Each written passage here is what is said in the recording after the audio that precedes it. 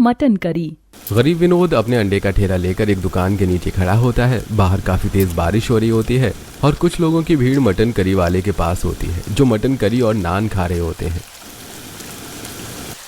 इस बारिश में उस मटन करी वाले की कितनी अच्छी कमाई होती है। जब भी मटन करी वाला मटन करी अपने ग्राहकों को देता है, खुशबू यहाँ तक आती है।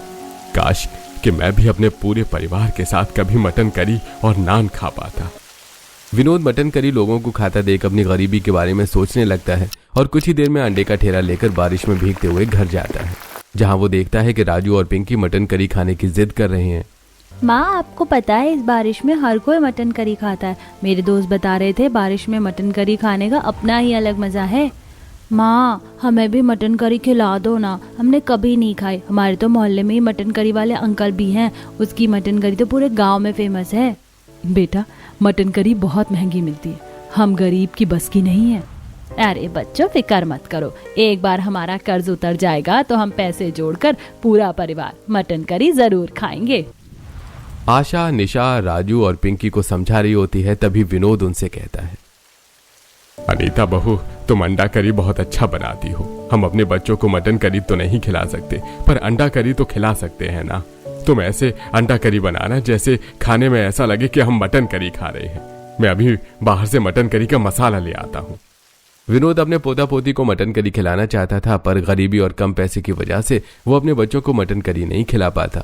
इसीलिए बाहर से मटन करी का मसाला लाता है, तो वहीं अनीता घर में कुछ अंडा बॉईल करती है और काफी सारा प्याज, लहसुन, मिर्च, टमाटर काट कर अंडा करी बनाने लगती है।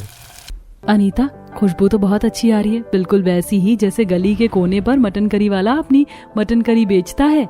बच्चों के साथ अब मेरी भी भूख बढ़ गई। अरे, आज घर में मटन करी बनी है क्या? बाहर तक खुशबू आ रही है। पर इतने पैसे आए कहाँ से? बाहर मटन का रेट 1000 रुपए चल रहा है। क्यों बेटा, तुम भी धोखा खा गए? हाँ पापा, आज अंडा करी बना है, बस मसाले मटन के डाले हैं जिससे इतनी अच्छी खुशबू आ रही है।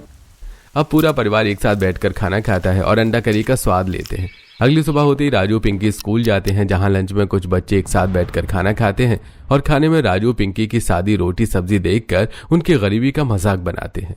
क्या राजू पिंकी, तुम दोनों भाई बहन हमेशा गरीबों वाला खाना लाते हो। तुम्हें पता है कल मेरे माता पिता मुझे एक बड़े से होटल ले गए थे, जहाँ हमने 700 रुपए प्लेट मटन करी और नान खाए, वो भी बटर के साथ। खोलो, इन गरीबों को मत बता मटन करी कितनी स्वादिष्ट होती है, क्योंकि ये लोग कभी भी मटन करी नहीं खा पाएंगे।